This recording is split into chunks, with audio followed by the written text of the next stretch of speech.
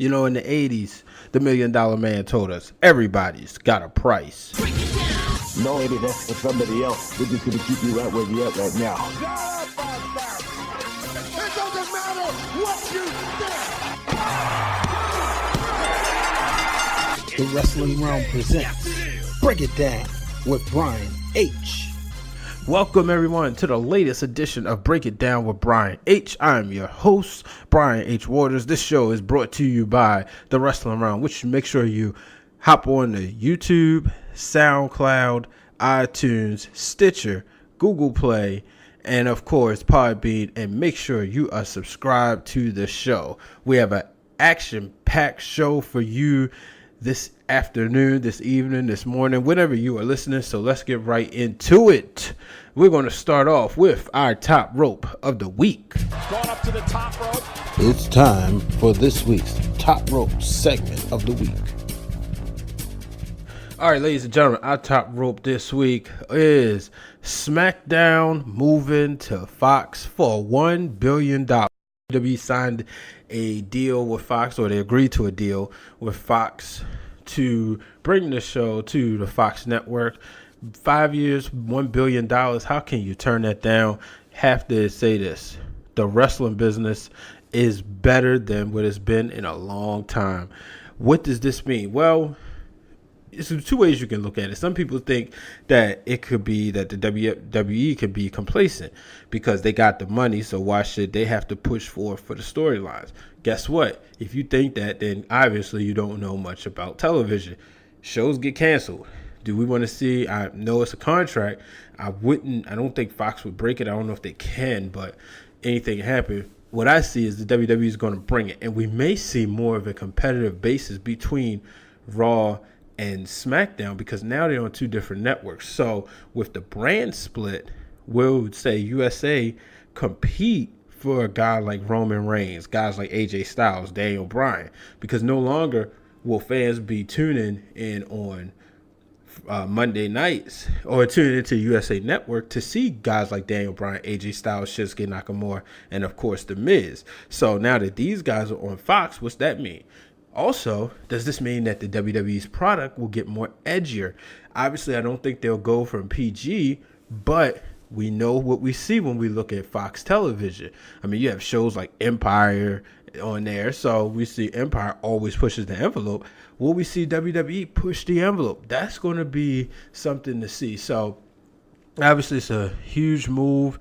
I don't expect it to be on Fox Sports 1, for those wondering. And the reason is Fox Sports 1 is available in less than 85 million households. That would put them significantly under the amount of households that the product is in now on the USA Network.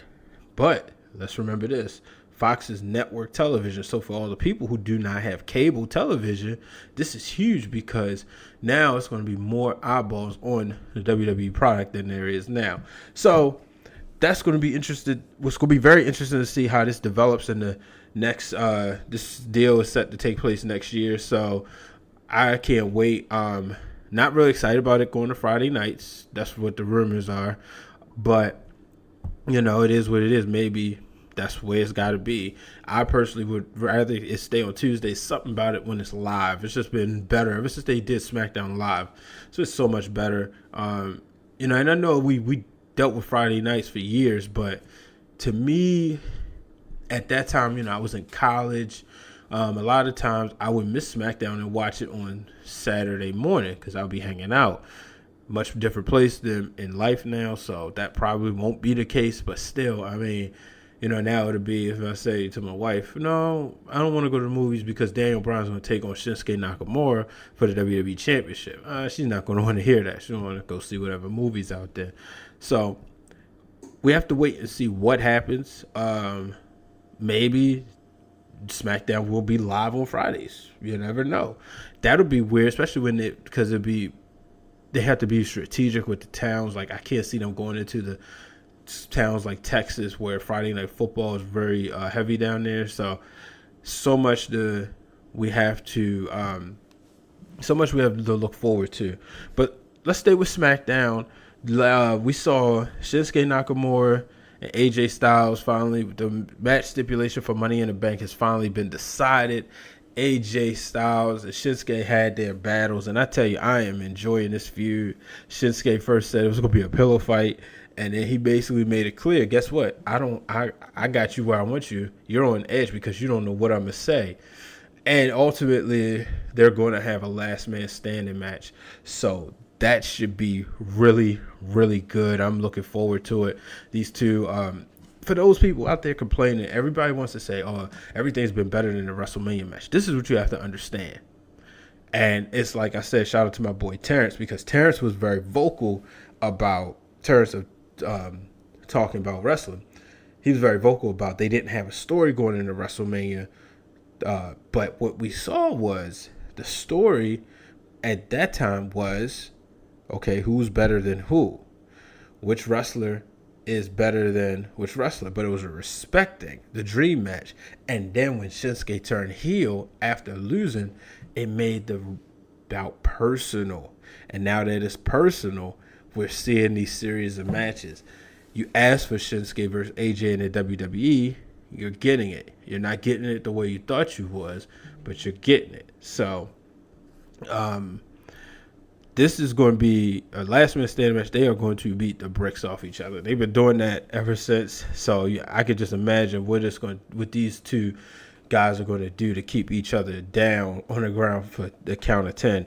In the end, I'll say my predictions for the Money in the Bank prediction show because it's too hard to tell right now. Let's move on to Raw. The contract signing. Ronda Rousey and Nia Jax. Now, I saw somebody say this on Twitter. Is it that their promos aren't as good or are bad, or is Stephanie McMahon that good? Stephanie McMahon was the instigator, and boy, did she do her job. Now she's giving these two women a reason to want to beat each other up. And, you know, Nia Jax said she was proving she's not like most girls, and she's a champion. She's going to do whatever she can to keep it. And she knew what happened to Ronda, as Stephanie pointed out, when Ronda can't really take a loss. But then Ronda says, you know, I'm not like anybody. And she vows to break that arm.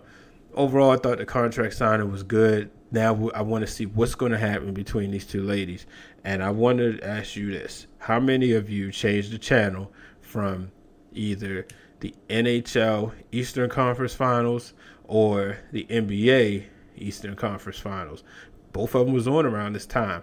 Were you watching that, or were you watching Ronda Rousey on television? Now, Smackdown. Did we get a dream match or what in the main event? Jeff Hardy taking on Daniel Bryan. Daniel Bryan said he would make Jeff Hardy tap, and he did with a leg lock to set up Daniel Bryan versus Samoa Joe. The winner goes to Money in the Bank. Now, for those who do not know, here's the backstory on that. Daniel Bryan, obviously he lost. Jeff Hardy lost. But they were awarded a second chance match after Big Cass got hurt this past weekend, suffered from a knee injury. Because he suffered from a knee injury, that means, you know, he can't compete. So you wasn't just going to put Samoa Joe in the match. Instead, you give him an opportunity to square off against Daniel Bryan. So I can't wait for this. Who would have thought we would have got Daniel Bryan versus Samoa Joe? And, you know, I was talking to my brothers from the Flex Zone and my brother Dwayne from the Wrealm. And we was just sitting there in a group chat and saying, wow, we're really watching Daniel Bryan versus Jeff Hardy. This was a match we never thought we would get. When you look at Jeff Hardy being in TNA, Daniel Bryan wrestling, and then Daniel Bryan gets hurt, Jeff Hardy's back. Never thought we was going to get this match, but we did, and it was awesome. And it's so great to see Daniel Bryan back in the ring. And he's giving every week. For everybody who said, oh, he's not going to be 100%, or he's not going to perform every week, they should book him this way. No, that's not what he wanted. He's back to living his dream. Now, the Raw main event wasn't necessarily a dream match, but it was a very competitive match between Braun Strowman and Finn Balor. In the end, Braun Strowman came out with the victory. And, you know, he said he likes competition. I like that. Break these two up. They do not need to be a tag team. They can respect each other, but Braun just doesn't need a tag team partner. If that was the case, he could have kept Nicholas around, or he could have kept somebody around. But Braun Strowman showing that he's a main eventer. Finn Balor keeping up with him and getting a great match out of Braun. No disrespect to Braun, but this goes to show hopefully Finn Balor will be rewarded down the line. Let's take a quick commercial break. What up, what up? This your boy TW at TW Talking About on Twitter. And what I need everybody out there to do right now is sit down, zip your lip, and listen good. You just might learn something. You listening to Break It Down with Brian H. And we're back. That was my man Terrence from Talking About Wrestling. Him and his boy Satch. I tell you, that is a great show. Make sure you check him out on iTunes, SoundCloud, and Podbean. You will not be disappointed. Let's stay with Monday Night Raw. Kevin Owens and Jinder Mahal took on Roman Reigns and Seth Rollins. Now, here's the thing I like about Kevin Owens. Kevin Owens is a guy who's kind of buck against authority, but then he had the situation with Stephanie McMahon on Raw where he was like, you know, she's like, shit, remind him, don't touch me. And he was trying to say, oh yeah, she's better authority figure than her brother Shane. So it seemed like for the longest time he hasn't been able to really win over Stephanie McMahon's blessing. And then she put him in a match with Roman Reigns, which ultimately led to a tag team match. And this is going to lead to, we know we're getting Roman and Jinder at Money in the Bank. We know Kevin Owens is going into Money in the Bank, in the Money in the Bank ladder match. Wonder what they're going to do with the IC Championship. But next week, we're getting Seth Rollins versus Jinder Mahal for the Intercontinental Championship. Would it be interesting if Jinder beats Seth for the title? And now you have an Intercontinental title match. You know, if Jinder wins, his match versus Roman could be for the IC title. You know, think about that. And then would Roman win and become a 2-time Intercontinental champion? Obviously, that's not the title he wants, but at the end of the day, he's the man, right? So, this feud, I'm interested. Let's be patient. I know a lot of people really not interested. They'd rather see Roman or rather see both of these guys elsewhere, but you know, let them open the show though, which I doubt they do, but I would say let them open the show. Now let's go back to SmackDown. Remember the belts, tag team championships? Haven't been much talk about those on either show, but we crowned number one contenders as the Club. Anderson and Gallows defeated the Usos, and they will face the Bludgeon Brothers at Money in the Bank, I believe. Or maybe that match wasn't made official, but they are the official number one contenders. This is a team I want to see wear the straps.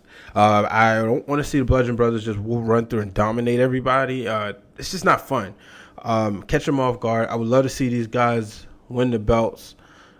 Maybe they win the titles and maybe AJ retains and we see a reunite of the Bullet Club. Probably not, but we do know they're buddies. They was on the European tour together.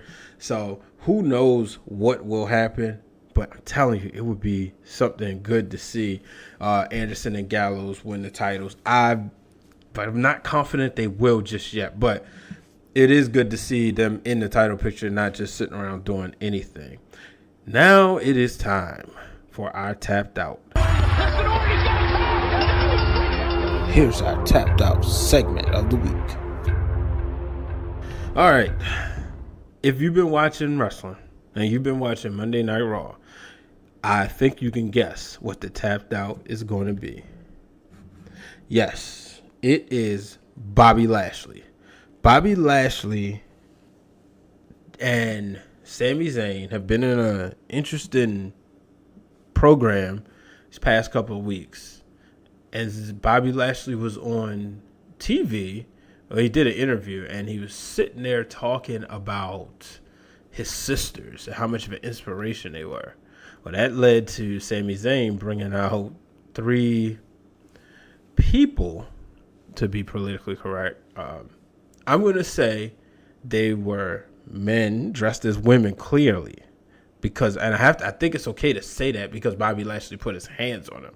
So I think I'm in the clear. 3 men dressed as women pretending to be Bobby Lashley's sisters and talking about all the things he did wrong. And I'm like, why are they doing this? Now I have to try to find the diamond in the rough in this. The best part is Sami Zayn. Sami Zayn has been entertaining. He's been holding his own as a heel. He doesn't need Kevin Owens to make you want to watch him. But come on, they have got to do better than this. This is not the answer for Sami Zayn. I got to take a break. I'll be right back. What's up, you guys? This is Brianna Dahlquist, the founder and CEO of Not For Sale ATL. Our mission is to end human trafficking in the Atlanta area. You can join our movement by purchasing a t-shirt at notforsaleatl.com, where 20% of all proceeds will go to Crossroad Ministries. Don't forget to follow us on Instagram, Facebook, and Twitter at NotForSaleATL. Now back to Break It Down with Brian H., brought to you by the Wrestling Realm. All right, I'm back. That was the one and only Miss Brianna. Make sure you're following her at Not For Sale ATL, as she is very passionate about ending human trafficking in Atlanta. Now, let's move on to the women. We saw Lana qualify and Naomi qualify for the Money in the Bank on the Smackdown side. And so let's talk about Lana. Aiden English music hits. And for the first time, he's introducing Lana. And he had the crowd chanting, Lana is the best, Lana number one, a song that Rusev made up. And then eventually they was chanting Lana Day. And I love Corey Graves, what he said when he said that perhaps every seventh day is Lana Day, where every day is Rusev Day. I just thought that was very entertaining. Who would have ever thought? A year ago, Lana was preparing for her match against Naomi at Money in the Bank, a match that everybody was complaining about. Why is she in the title match? Well, if you remember, it was obvious because all the other women were going to be in the Money in the Bank ladder match, and Lana wasn't. They said she wasn't experienced, but she had a match with Naomi. But this year, she has qualified, and I don't think she qualifies without Aiden English. Now, I do think Rusev's good enough where he doesn't need Aiden English, but I think Aiden definitely adds something to him. But Lana, on the other hand, as good as she looks, she's not somebody we want to see wrestle. So I think having Aiden English out there and having him sing and have her talk, he had everybody waiting for her to come out there, and it was well done. And she would go ahead to beat Billie Kay of the Iconics. Very short match. I thought it was perfect. A quick kick that stunned her. I mean, we all know Billie Kay is the way more talented. I mean, she has, if you didn't know who she was on the indies, she was Jessie McKay, and she was awesome. But have Lana go out there and beat her after the, Peyton Royce tried to take away the sign that was distracting. She tried to take that away from Aiden English, and that's when Lana, kind of beat her up. And then obviously Billie Kay came out to save her. I thought that was I thought everything was great. It wasn't too much time, but it was enough. You got to see beautiful women on TV. You got to see them wrestle. You got to see a quick match. Naomi, on the other hand, last year she was the champion. This year she's in the match after beating Sonya Deville. Love what they're doing with Sonya Deville. Mandy Rose ended up losing, getting the pin last week. Sonya got her rematch. And then when she got her rematch, it's like, whoa, okay, now I got a chance to qualify. But she didn't.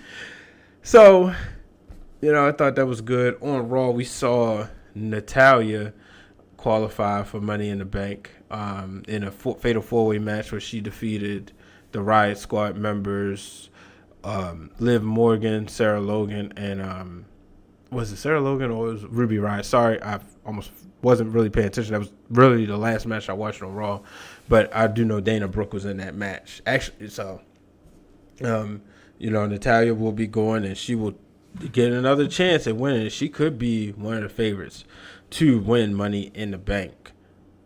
Now, Carmella, have you been watching her? I have to say, most first-time title reigns aren't as interested.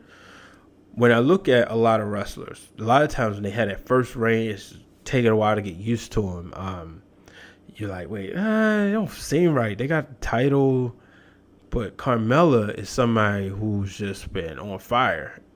She's bragging about beating Charlotte Flair, and she says she's ready for Asuka. And she beat Charlotte Flair twice. Not once, she beat her for the title, cashing in the Money in the Bank. But then when she beat her clean at Backlash, she really has something to brag about. So now here's the question. Is she ready for Asuka? She says she is. Only time will tell. So, let's move on. Have you guys gotten yourself familiar with the B team? Did you know they are undefeated? Who's the B team? Curtis Axel and Bo Dallas. They got another victory over the Fashion Files, and now they're embracing being the B team. You know, even saw fans with a couple of B team shirts. Now, whether they was made up, whether they was plants, who knows? Who really cares? I just think they were very interesting. It was very fun seeing. I'm a huge Curtis Axel fan. I was a huge fan of his Hall of Fame dad, the late great Mr. Perfect Kurt Hennig. And I used to love to hate Erwin R. Shyster, Bo Dallas's dad, also known as IRS. I didn't know much about Mike Rotunda. By the time I really knew who he was already in the WWE, and he would become one half of the Money Incorporated with the $1 Million Man. So it's good to see these guys out here together. Good to see them being still used, because that was the one thing. Were they going to fall by the wayside? So we know that's not happening.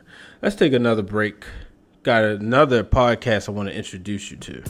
What's going on, wrestling fans? It's Aaron Hilton of the No Rules Podcast, and you're listening to Break It Down with my man, Brian H., brought to you by the Wrestling Wrealm. And I'm back. That is my boy, Aaron Hilton. Aaron and I work together at the Worldwide Leader. He has the No Rules Podcast. Make sure you check them out on iTunes. You can get all your up-to-date sports and pop culture. They keep me up to date, but I don't really listen to music, but I can get the information from them, as well as information about movies and definitely sports talk. Aaron's a Red Sox fan. I'm a huge Orioles fan. So as you can see, there's always a little beef right there in the sports world. But let's move on. Got to talk some NXT. We had Velveteen Dream and Ricochet square off last week. And as the match was happening, there was an interruption by a guy named Lars Sullivan. Now, here's my thing.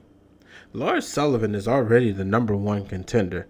Why is he concerned about Ricochet and Velveteen Dream? Other than the fact that how many people really care about that match?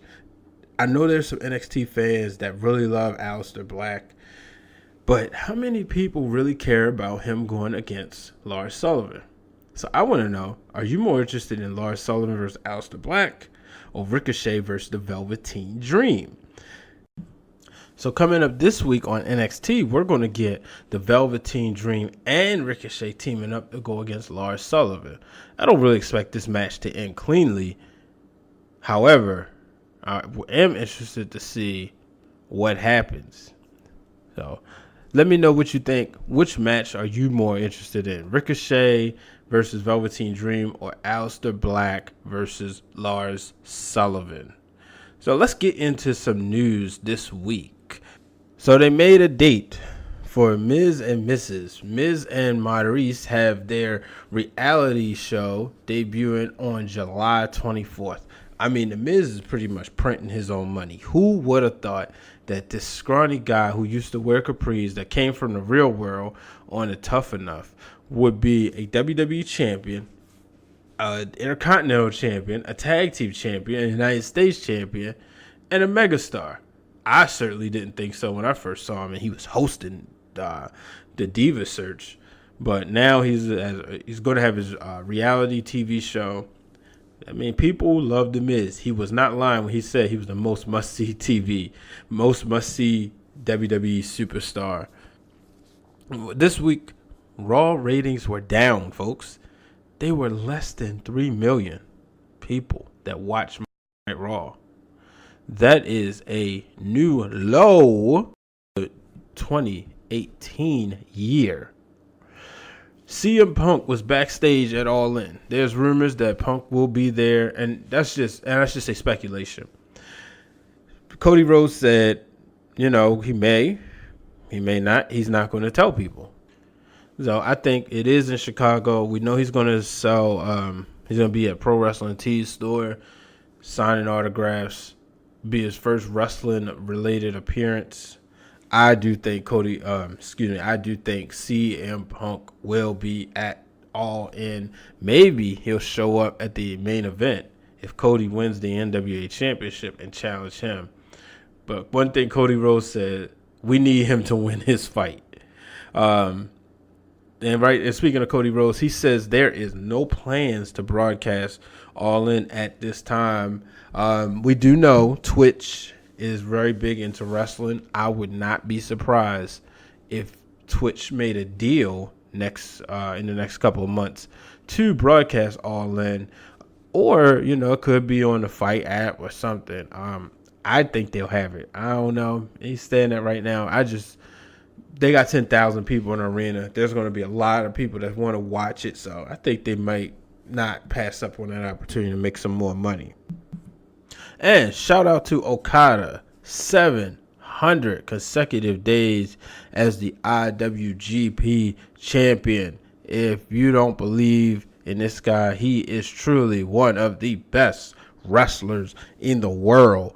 Check his matches. He's got 7-star, 8-star, 10-star match written all over him. Is a reason why PWI ranked him as the number 1 wrestler in the world. Now, let me take a quick break because we're going to talk about a legend when we get back. This is Diesel from View from the Top Rope, and you are listening to Break It Down with Brian H., brought to you by The Wrestling Wrealm. And I'm back. That is my boy Diesel, one of the prime supporters since before there was a Break It Down with Brian H. Diesel, actually, we started following each other recently, and he was a follower. He really started reading a lot of my content on my blog, and you make wrestling friends on the internet, right? But shout out to him. I'm telling you, make sure you check out View from the Top Rope. They are all in. They will be at Starcast, so it's definitely a show, a good wrestling show. And make sure you send them questions, too. They have great answers. Shout out to the fellas over there. Now, this week, we're coming up on the anniversary where we lost a legend, the late, great Owen Hart. Owen, you guys know the story. I don't have to go into it.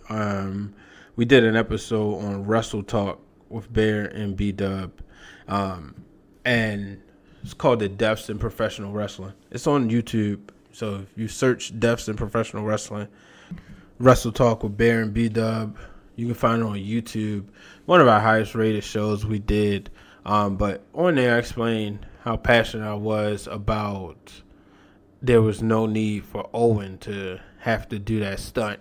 But I'm going to just, in the memory of Owen Hart, I'm going to just, talk about my favorite match of his. And that is the match between him and Bret at SummerSlam inside the steel cage. The two told a great story. And anytime we got Bret and Owen in a great match, we really saw the greatness of both of them. And, it makes me wonder, how would the two of them have worked in opposite roles where Owen was the face, and Bret was the heel? Or how would they have worked in as both of them being baby faces? If you read Bret's book, he'll say how he had to change the match from WrestleMania 10 because the match they originally had, Owen would have been cheered because it was a lot of high-flying moves, and he would have left as the face. So I wonder how that match would have been. Unfortunately, we never got that. Unfortunately, we never saw Owen as the WWE champion, but hopefully we will see him take his rightful place into the WWE Hall of Fame. It's time for Wrestling for the Culture, where we take a look inside to see what the wrestlers of color have been doing this week. Wrestling for the Culture this week, R-Truth has new music. Make sure you go on thebrianhwaters.com. This segment presented by Amazon. You can see the link and you can check out the preview to his new music as I embedded the tweet in there. Ashton King enters the WWE UK tournament. High flyer from Jamaica will make his presence known. I can't wait for that. Those do not know, the winner will take on Pete Dunne for the UK Championship. The Velveteen Dream called out Kevin Hart for gimmick infringement. If you've seen Kevin Hart's Mountain Dew commercial, you'll know exactly what I'm talking about. In the Row, Booker T's promotion of Reality Wrestling, we saw the World Takers retain their tag team championships. And last but certainly not least, Dementia D. Rose becomes the new Southern Legacy Wrestling Women's Champion. That is all for this week's Wrestling for the Culture. It is time to get to your questions. And now for this week's questions from the Wrealm. All right, now time to answer your questions. Thanks for everybody who submitted them. Make sure you log on to Twitter, tweet me, or Facebook me, email me, text me if you got questions. So, got a few this week. Starting off with the Big Gold Belt Podcast, which you can find them at BGB Group. Can WWE save the Sammy and Lashley feud? If so, how? Only way you save it, really, Bobby Lashley's got to go on a mean streak. And I know that's so stereotypical, but that's the only way I see saving it. I can't see no other way. He's got to go on a mean streak, and we have to see him just destroy Sami Zayn and destroy things and make him present it as somebody you just don't want to mess with.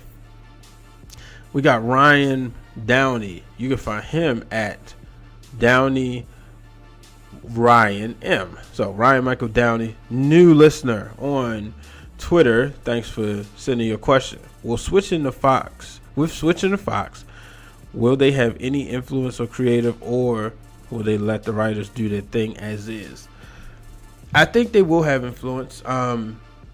Most networks do sort of have some influence. They'll let, they tell WWE, hey, we want to see more John Cena. We want to see this.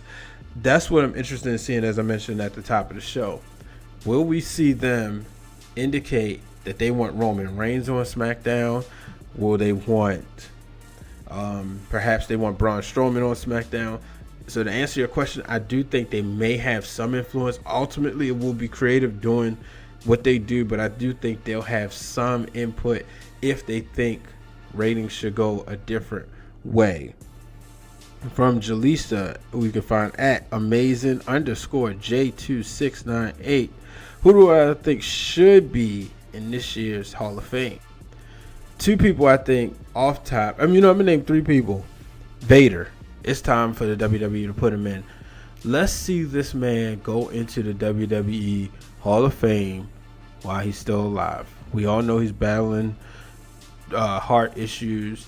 It would be so sad not to be able to hear him deliver his speech. He deserves it. He was an icon in WCW. He had a great run in the WWE. People remember who he is. Let him go in the Hall of Fame. The British Bulldog and Owen Hart. Those are two guys I really want to see in the Hall of Fame this year. I know two of them are deceased, but let's get Owen in there, have Brett do the speech, and let's get Davey Boy in there and have Diana do the speech. Next question. The Real MAB. What was that Bobby Lashley mess? Who knows? I have no idea. I don't even know how to explain it. I do know there were a lot. They even had a Twitter moment on how bad it was because so many people just did not like it. Nia versus Ronda, who's who? I gotta go with, this will start off as a face-face match, but I wouldn't be surprised to see Nia Jax turn heel. Let's just see it like this. What if Nia cheats to win and then she walks around bragging on how she's just beat the biggest star? I think you could have Nia Jax pull off being a heel better than you could have Ronda Rousey being a heel. But then again, Ronda's a natural heel on TV, but is she a heel or is she just a prick? Is she just annoying? That would be the question. But I do think this will be face in the end. Antonio Banks, shout out to my boy Banks, good friend of mine. You can find him at the Realest Banks on Twitter. And his question this week is, where is AOP? That's a good question. It's like they brought him up, and I wondered, was removing Paul Ellering from them, was that a mistake? I have no idea. And this is the thing about Raw being 3 hours. You would think there would be more than enough room for them to be on there, but it's not. So that's a good question. I like to know where they at, because I was excited for them to hit the main roster. Who do I think will fight for the tag team titles on?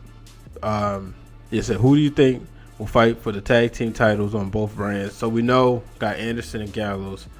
I don't think we get Raw tag titles unless they swerve us and give the B team a title shot. I mean, it would make sense. You tell them they got to get one more win and they do it.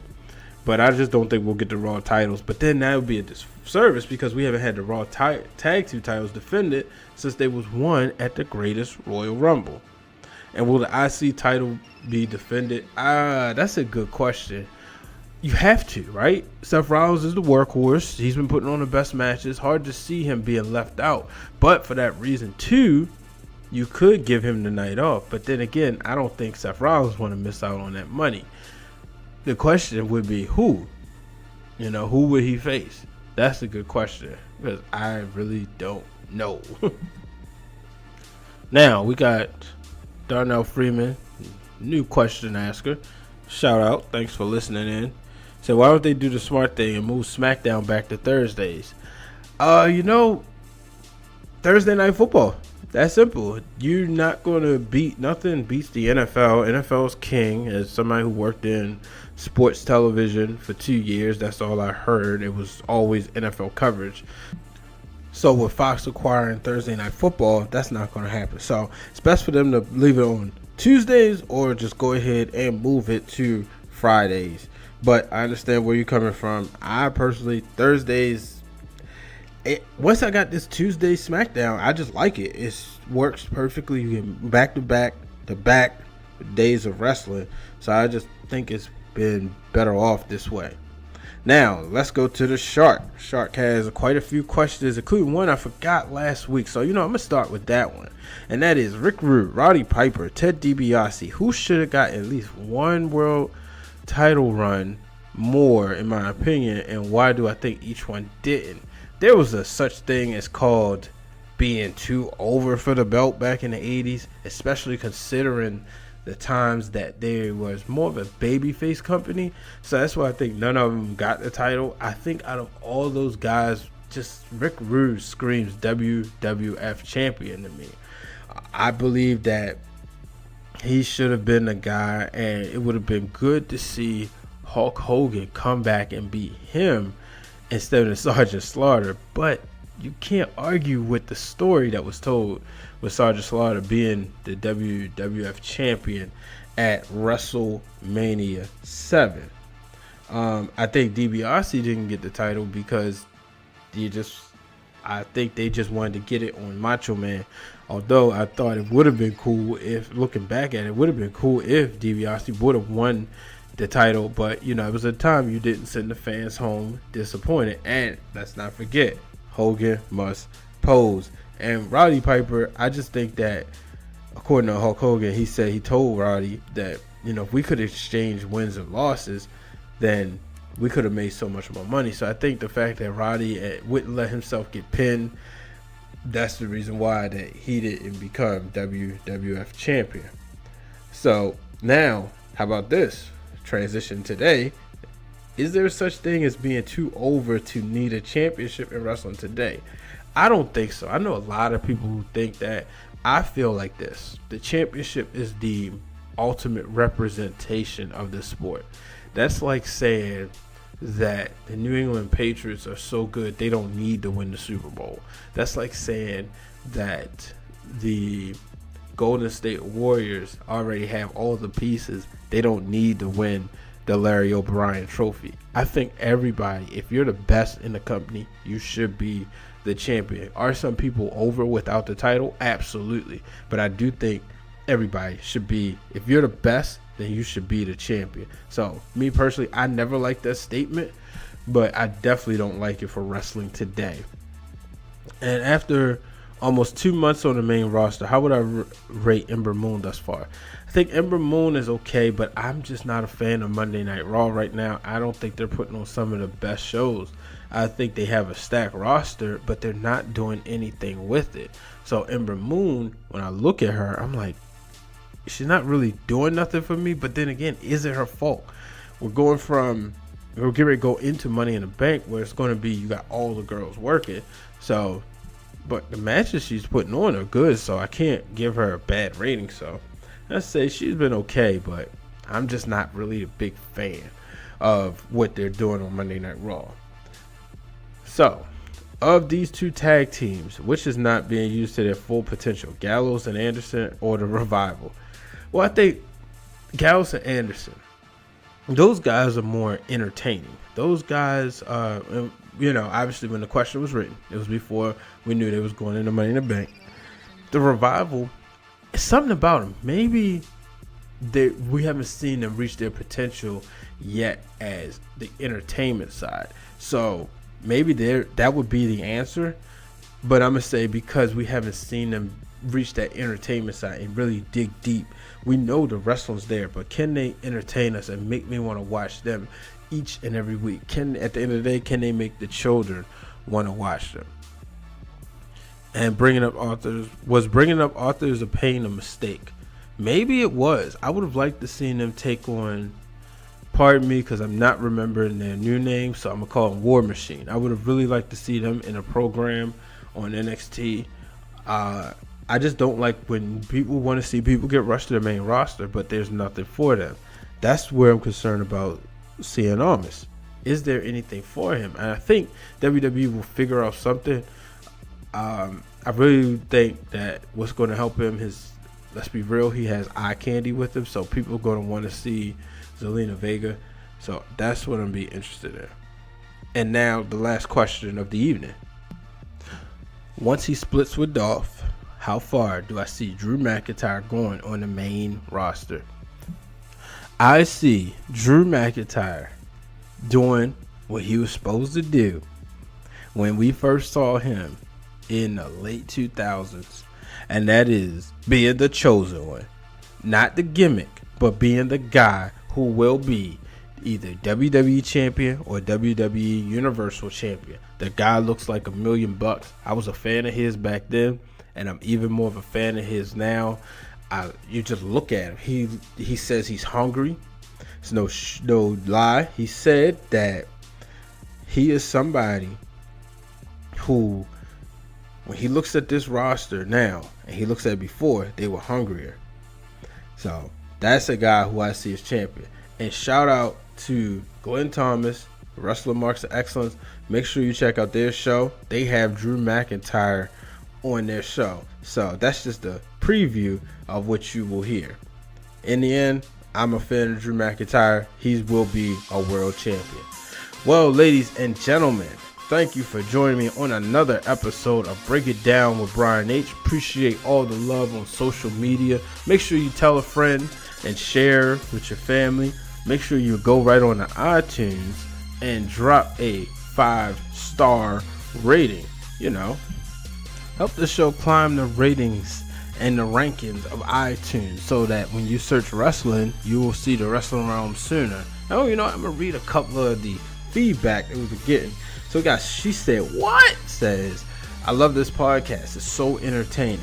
We have Brianna, who you heard earlier, said, my guy Brian H. Waters knows what he's talking about when it comes to wrestling. This podcast is fun yet intelligent. It's fun yet intelligent place to discuss the latest in wrestling. Love the show. Keep them coming. And shout out to my boy Terrence, TW Talking About, the best wrestling podcast available. The production is good, the host is witty and keeps the conversation going on social media. If you're a wrestling fan, you need to listen to this show. And shout out to my boy Ron Carden from the Ron and Nick's Rundown podcast. He says, great in-depth analyst of what's going on in pro wrestling. So thank you. I appreciate the love and the support. Make sure you subscribe to us on YouTube, iTunes, SoundCloud, Facebook, Twitter, you name it, we're there. Stitcher, Podbean, and Google Play. So, until the next time, folks, I'm Brian H. Waters. In the words of Gorilla Monsoon, so long, everybody.